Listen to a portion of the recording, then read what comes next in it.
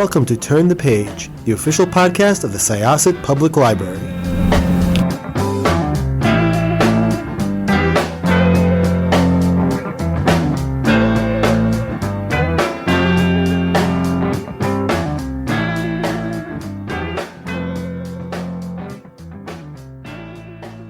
Hello, everybody. Welcome back to Turn the Page. I'm your host today, Jen, and today I am joined by the author of a fascinating and riveting little volume. I am so excited to talk about it. It crosses so many genres. It's in a very interesting form, too, I think, and it has some really fascinating near future world building. So let's hop into it. Welcome. Could I ask you to introduce yourself and your book, please? Sure. I'm Michael Bettendorf, and my book is called Midwestern Chrome.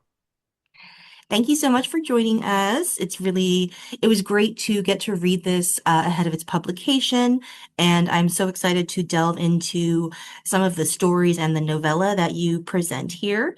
But first, could you talk a little bit about your career and your journey as a writer? I understand that you also work in libraries. Yeah. So, um, yeah, right now I'm a library technician in Nebraska for our public school system, and I'm at one of our, oh gosh, how many high schools do we have? I'm at one high school, but yeah, we've got a handful in town. So, um, yeah, work in a high school library, so it's a pretty interesting environment to be in. So, yeah, and as far as writing goes, my background, like I through lots of twists and turns in college, I ended up studying English and specifically concentrated in creative writing. So that's, I guess, my formal training is in that. And I think some of that kind of pokes through. A lot of I wasn't trained on genre fic, so but that's kind of where I like to exist. So yeah, so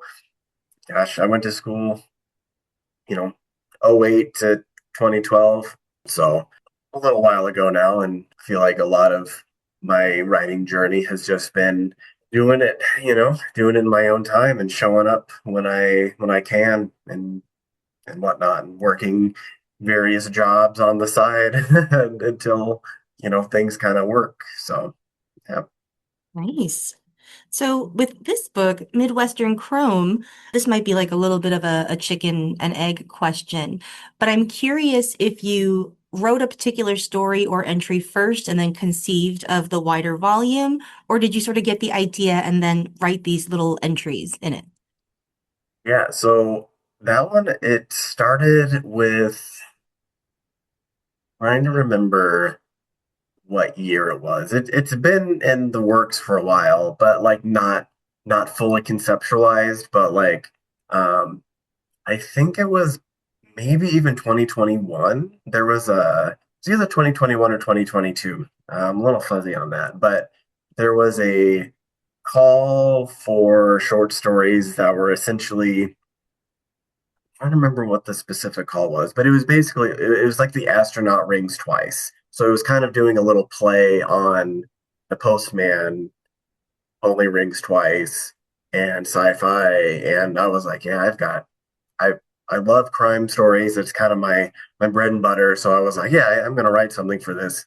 Um, didn't quite make it, didn't quite work out. But I love the story and the idea, and it just kind of came together from there. As far as like, um, my at the time, Alex wasn't really my editor. We were just in the same writing group together. But she was always encouraging us, like, hey, if you're gonna be writing short stories, you know, obviously have fun with them and stuff, but like always kind of keep in the back of your mind, like maybe think about a collection. So there's some kind of goal as I'm writing stories. So then between this and that, it just kind of like came together, like, oh, okay, like I've got X number of ideas, X number of stories in my head. The world is there. I just have to like play in it. So yeah, so it started with the story Behemoths of Flesh and Glass. Yeah, but Behemoths of Flesh and Glass. And yeah, that one really did kick off this whole thing. So Nice. That's really interesting, because I do always think of short stories as a form in and of themselves, and of course, like collections are. But now I'm kind of thinking about it as like if you need like the form of the short story, but also like a delivery system, whether that is a collection or an online journal or a paper journal, something like that. So yeah, very interesting. exactly, yeah. So, in terms of your world building this sort of futuristic Nebraska, can you talk about fleshing this world out, especially in relation to the themes that you wanted to explore with these stories? Yeah, so I mean part of it is just uh all logistical in my head as far as like I've been living here most of my whole life. There was a year that I lived in Texas and then I moved back. But generally speaking, I've spent my whole life here. Um, and so just for writing's sake, it's so much easier in my head to just right, like details are instantaneous because I'm here. I know what it's like. I know the layout. I know the infrastructure. I know what roads suck to drive on, and I know what seasons are terrible to drive through or to, just all that stuff is so it's just like second nature. Um, but then um, in terms of the greater like cyberpunk tech noir sort of worlds that a lot of people have pieced together already, like most of them they take place in varying versions of Tokyo, LA, Seattle, Chicago, if you're lucky, uh, Singapore. They take place in much larger cities, much more densely populated areas. And I just got to thinking, like, I mean, we're not all the boonies here, like we have electricity. We don't ride horses to work, that kind of thing. So I wanted to represent where I'm from in this kind of setting and give the Midwest a place in this genre as well. And I think it kind of presents a really, in my opinion, a kind of unique setting because like we have such weird like most often, we got Omaha, we have Lincoln, the in Nebraska terms, like those are their two biggest cities in the state. They're 40 minutes apart, so like most of our population is quite literally within this, 100-mile, maybe, if you want to include all the like little surrounding pockets that Omaha's annexed, basically, like maybe 120, 200 miles. That's where most of our population is. But we have um, just like the varying bits of culture that go into that. Like Western Nebraska is quite different from where I'm at in the southeast corner. I grew up in the northeast corner, which is also different from where I'm at. And like, I tried to string these parts together where like we can be in a city and then you drive 20 minutes and you're in a cornfield and like in terms of story setting and like plot points and like crime and thing like the potential is just all there. Like there's just so much you're in this weird world of like urbanness but also rural parts are there too, and it's all just at your fingertips. And yeah, I don't know if I fully answered that question or maybe I overdid it, but yeah.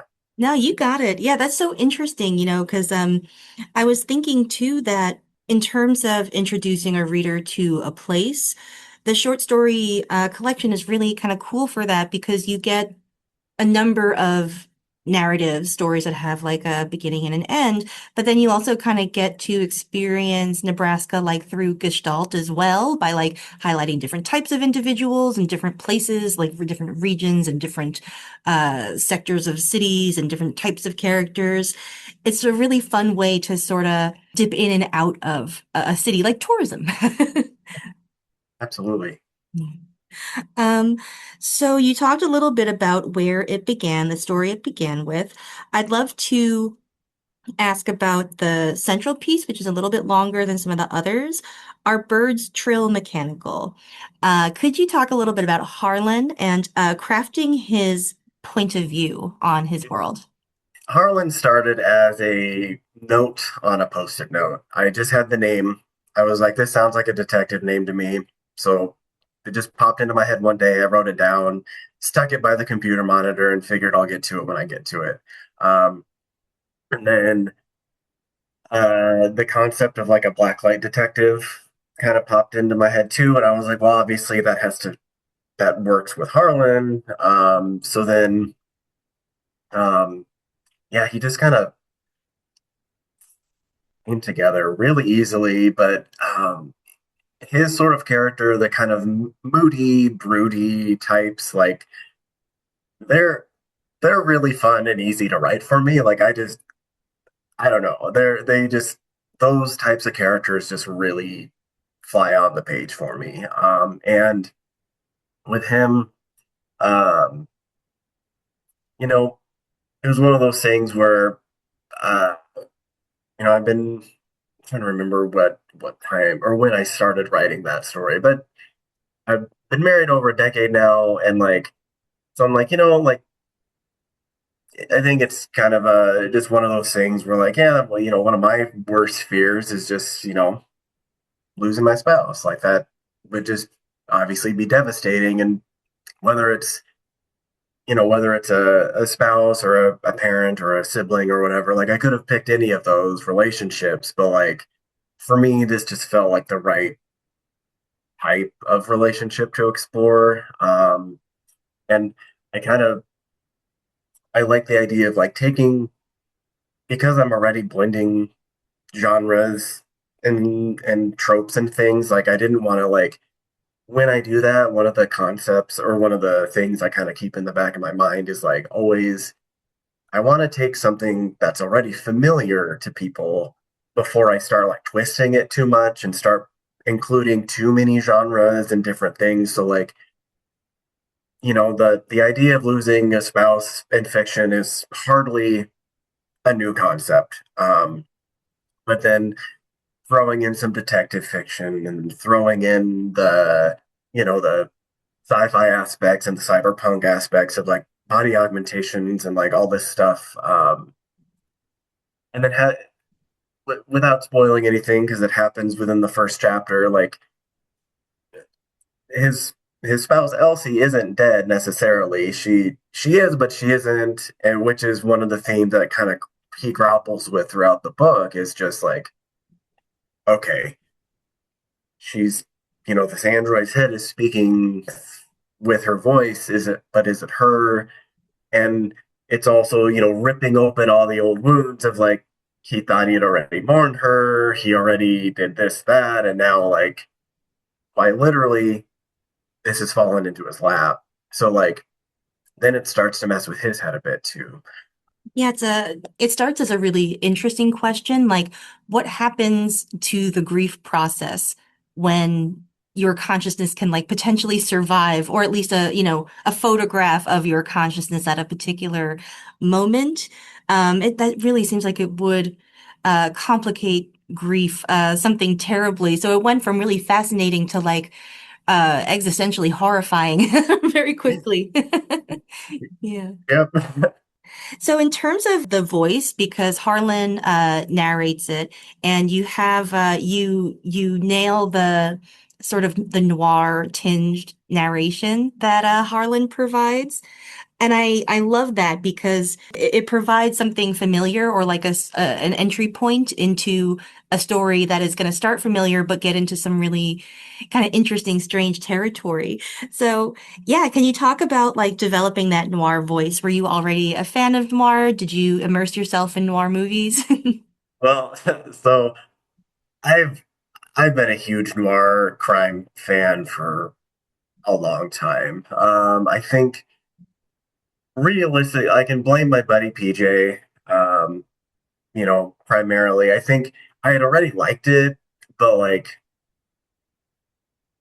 so we met in a one of our college writing classes, and I had a copy of Moon Knight, The Bottom, which was the first one, the first volume of Moon Knight that Charlie Houston had written um, in like the early to mid aughts. And anyway, so I had it was like poking out of my bag, and he was sitting next to me, and he was like, "Oh, sweet, Charlie Houston," and I was like, "Yeah, it's my first, intro to him," and he was basically just like, "Well, buddy, do we have some things to chat about?" And then like from there, he shoved Hot Stealing into my hands, which that recently became a movie, just this I think last September or so.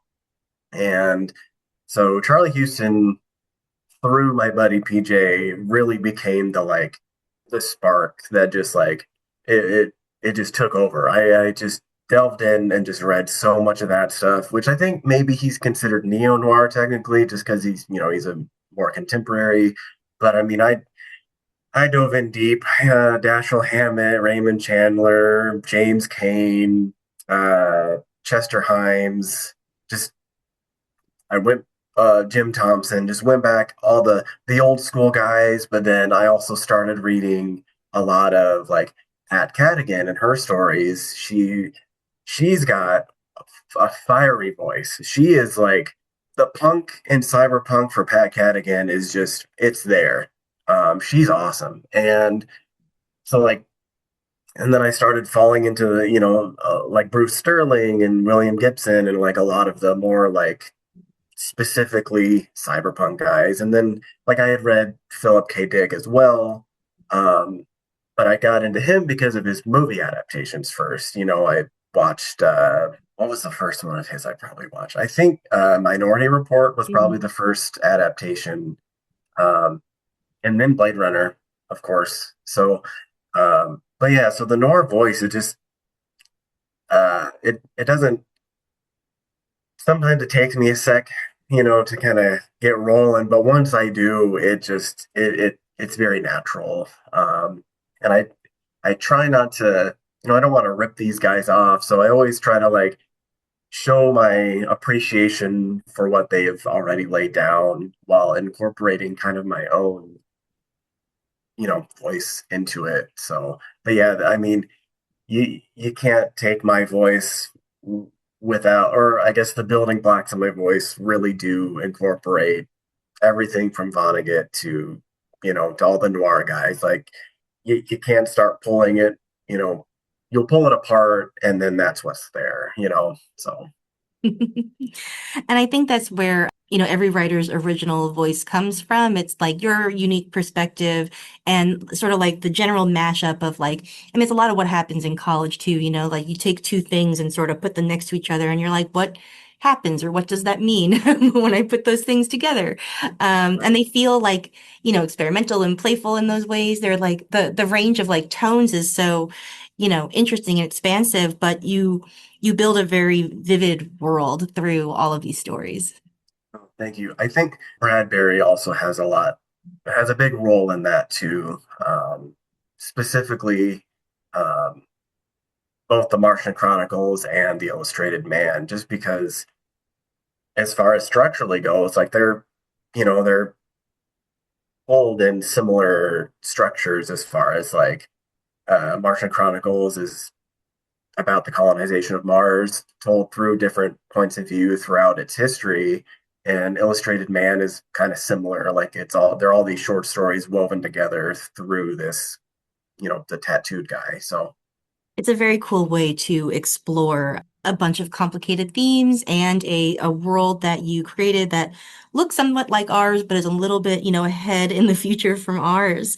Let's see. Oh, my last question is about organizing a volume like this. I'm always curious about what guides your choices. Is it like a thesis sort of, or like an emotional movement that you were looking for, or is it like, like building a playlist? Is it just vibes? Like, what is that like? um, as far as the stories themselves, or like their literal placement in the volume Their or literal placement in the volume. Mhm. so that when I was piecing it together, I was kind of thinking about, yeah, both thematically, as far as like what stories should be first to kind of lay the foundation for the rest of the volume because the first one kicks off this is the world. And so I wanted to take some of well, I guess I didn't want to like be too jarring with some of the placement of the stories, but then a lot of it was also pacing. I tried to I tried to divide them up by like word count too. So it wasn't just like because there's a couple drabbles thrown in and not thrown in, they're intentional, but like some shorter, very short pieces, as well as some more that are 2 to 3,000 around there.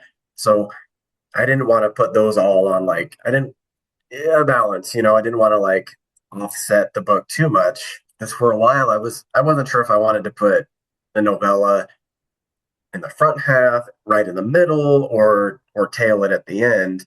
Um, but but yeah, I think a lot of it was pacing. It was in my head was pacing, and then also some of the emotional beats. Like a couple of them are a little more grim than others. Some of them have some a little bit more hopeful endings than others, and so I wanted to try to also spread some of that out.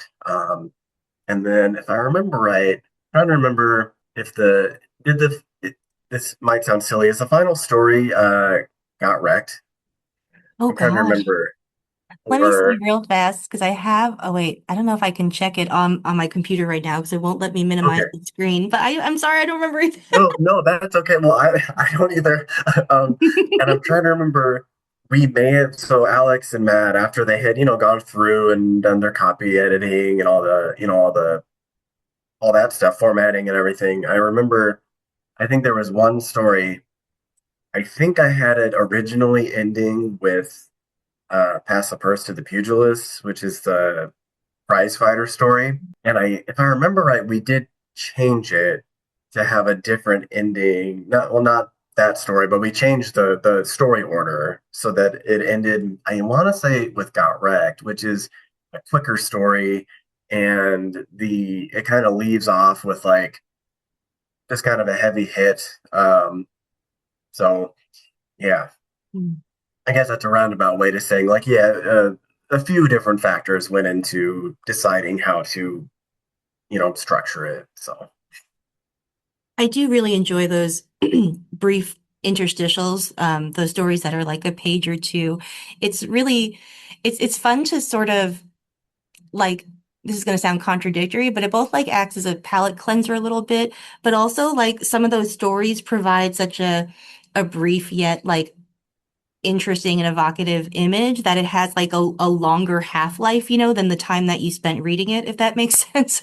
yeah, no, Yeah. that makes sense. I wanted, I really did want to include those sorts of stories because like even though they are brief, like I think they build the world or they make the world just that much fuller in a short amount of space. So and I think it would, like you said, I think if we were to even though they're only a page long, I think if you were to remove them, like what you would miss out on is pretty significant, I think. So Yeah, absolutely.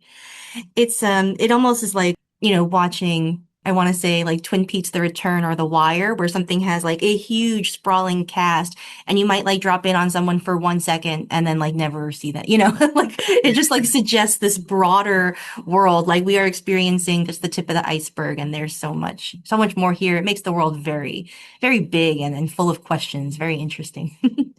yes, thank you. Yeah. So what is next for you? Are you writing right now?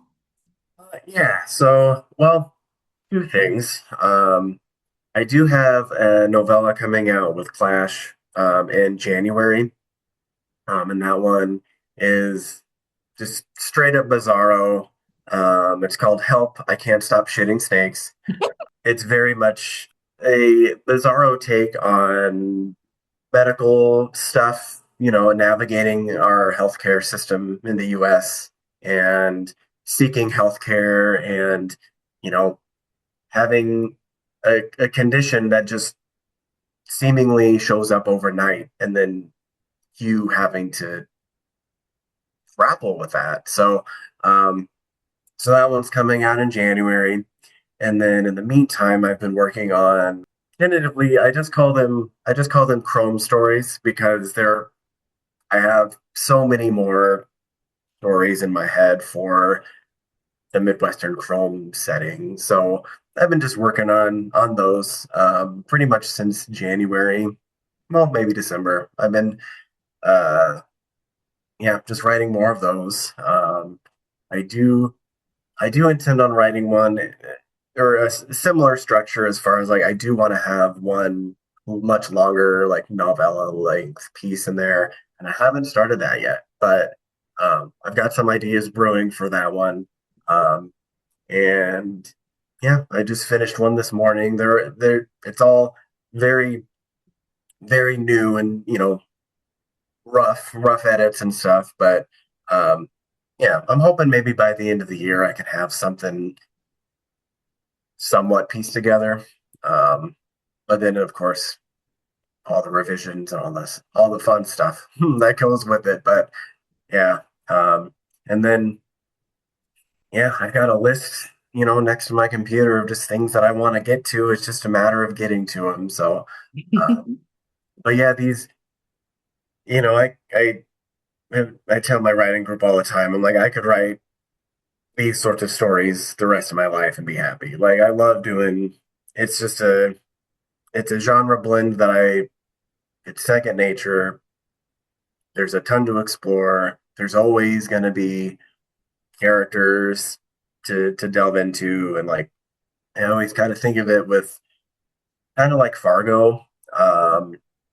There's each season, well, somewhat connected, but very loosely connected, right? But like they've always got you've got the authority figures, whether they're police or someone else. You've got another group of characters, which are generally the like bad guys or the henchmen or whatever. And then you've always got that third group that are just like the random people that get pulled into the orbit of the other two. And um, yeah, so whenever I'm thinking of stories for like the Chrome stuff, it's just there's always people to like always stories to tell. So yeah, Very I cool. they keep pulling into the orbit. So yeah, Oh, well, that is so exciting. I love the title of the book that is coming. It's really it's so eye-catching and ear-catching, but also the themes sound really fascinating. Something I have, the medical system, which I have a lot of intense thoughts and feelings about. So I look forward to that. Thank you so much for talking to us today. absolutely. Yeah, thanks for having me. This has been a lot of fun. So Nice. All right. Well, listeners, thank you for joining us as well. Please check out Midwestern Chrome. By the time that you hear this, it'll be out in the world, so you could head to your favorite library or bookstore, wherever you like to go for your books, website. Do you have a favorite bookstore, perhaps in Nebraska, that you like to send people to for books? sure, yeah. So in Lincoln, Sower Books, they're excellent, and they do a lot of great things. Um, and I mean, I will shout out my used bookstores. Chances are, they won't have them, but if you're in town, you got to go hit up a novel idea and all those places. So, um, go find your old school noir there. Go dig around for that stuff there. But find Chrome at Summer Books. So Perfect. All right. Thank you all once again for joining us. It has been lovely. It is now time to close this chapter. We'll see you next time. It's time to close this chapter of Turn the Page. Join us for the next episode.